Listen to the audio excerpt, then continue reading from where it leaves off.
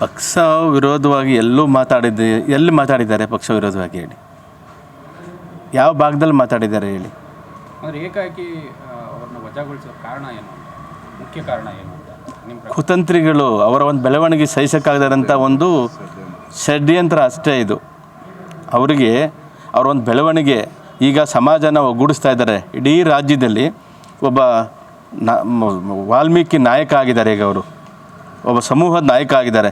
ಅವರಿಂದ ಲಕ್ಷಾಂತರ ಜನಗಳು ಹೋಗ್ತಾ ಇದ್ದೀವಿ. ಈಗ ಅದನ್ನು ಬೇರೆ ಸಮಾಜದವರು ಮೇಲ್ವರ್ಗದವರು ಸಹಿಸ್ಕೊಳ್ಳೋಕ್ಕಾಗ್ತಾ ಇಲ್ಲ. ಅದರಿಂದ ಅವ್ರಿಗೆ ಅವ್ರ ಕುತಂತ್ರದಿಂದ ಷಡ್ಯಂತ್ರದಿಂದ ಈ ದಿನ ಈ ರೀತಿ ಮಾಡಿದ್ದಾರೆ. ಇದನ್ನು ಈಗ ನಮಗೆ ಅವ್ರನ್ನ ಇವತ್ತಿನ ತೆಗೆದಿರ್ಬೋದು. ಅವ್ರಿಗೆ ಮುಂದಿನ ದಿನದಲ್ಲಿ ಒಂದು ದಿನ ಆ ಸಮಾಜದ ಒಂದು ಒಳಿತು ಬೇಕೇ ಬೇಕಲ್ಲ, ಅವ್ರಿಗೆ ಗೊತ್ತಾಗುತ್ತೆ ಮುಂದೆ ಏನೋ ಅಂಥೇಳಿ.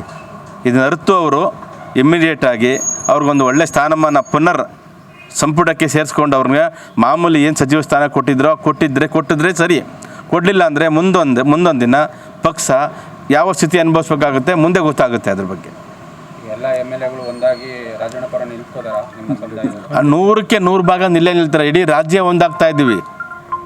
ಈಗಾಗಲೇ ನೋಡಿ, ಒಂದಲ್ಲ 3 ಜನಕ್ಕೂ ಹಾಗೆ ಆಯಿತು. ನಾವು ಇವರೊಬ್ಬರು ದುರೀಣರಿದ್ದಾರೆ, ಚೆನ್ನಾಗಿ ನೋಡ್ಕೊಂಡು ಹೋಗ್ತಾರೆ, ಸಮಾಜ ಕಟ್ತಾ ಇದ್ದಾರೆ, ಕಷ್ಟ ಸುಖಕ್ಕೆ ಭಾಗಿಯಾಗ್ತಾ ಇದ್ದಾರೆ ಅಂತೇಳಿ ಎಲ್ಲ ತಿಳ್ಕೊಂಡು ಇವ್ರ ಜೊತೆನಲ್ಲಿ ಇದ್ದೋ. ಇವಾಗ ಈಗ ಇವ್ರಿಗೂ ಹಿಂಗೆ ಆಯಿತು ಅಂತ ಹೇಳಿದ್ರೆ ಮುಂದೆ ಏನು ಮಾಡಬೇಕು? ಮುಂದೊಂದು ದಿನ ನಾವೆಲ್ಲ ಒಂದು ಕಲಿಕೆ ಇದು ಮುಂದೆ ಒಂದು ದಿನ ಪಾಠ ಕಲಿಸ್ಬೇಕಂತ ಸನ್ನಿವೇಶಗಳು ಬರಲಿ, ಕಾಯ್ತಾ ಇರ್ತೀವಿ, ನಾವು ಕಾಯ್ತೀವಿ. ಇಷ್ಟೆಲ್ಲ ಅದು ಈಗಾಗಲೇ ಅರ್ಥಕೊಂಡು ಅವರು ಮುಂದೆ ಅವ್ರಿಗೆ ಕರೆದು ಮುಂದೆ ಆಗಂಥ ಅನಾಹುತಗಳನ್ನು ತಪ್ಪಿಸ್ಕೊಳ್ಳೋಕ್ಕೋಸ್ಕರವಾಗಿ ಕರೆದು ಅವ್ರಿಗೆ ಪುನಃ ಸಂಪುಟಕ್ಕೆ ಸೇರಿಸ್ಕೊಂಡು ಅವ್ರಿಗೆ ಸಚಿವ ಸ್ಥಾನ ಕೊಟ್ಟು ನಡೆಸ್ಕೊಂಡು ಹೋಗಬೇಕು. ಆಗ ಎಲ್ಲರೂ ಸಹ ಸರಿ ಹೋಗ್ತೀವಿ ಅಷ್ಟೇ. ಇಲ್ಲ ಅಂತಂದರೆ ಮುಂದೊಂದು ದಿನ ಕಾಂಗ್ರೆಸ್ಗೆ ನಾವು ಅನಿವಾರ್ಯನೋ ಅವ್ರ ಅನಿವಾರ್ಯನೋ ಗೊತ್ತಾಗ್ತದೆ ಅಷ್ಟೇ. ಅಂದರೆ ಹೋರಾಟ ಹೆಂಗಿರುತ್ತೆ ಸರ್? ಉಗ್ರ ಹೋರಾಟ ಮಾಡ್ತೀವಿ ನಾವು. ಏನು ತಪ್ಪು ಮಾಡಿದ್ದಾರೆ ಅಂತೇಳಿ. ಈಗ 36 ಜಿಲ್ಲೆಲೂ ಸಹ ಹೋರಾಟ ಮಾಡ್ತೀವಿ ನಾವು. ಏನು ತಪ್ಪು ಮಾಡಿದ್ದಾರೆ ಅಂತೇಳಿ.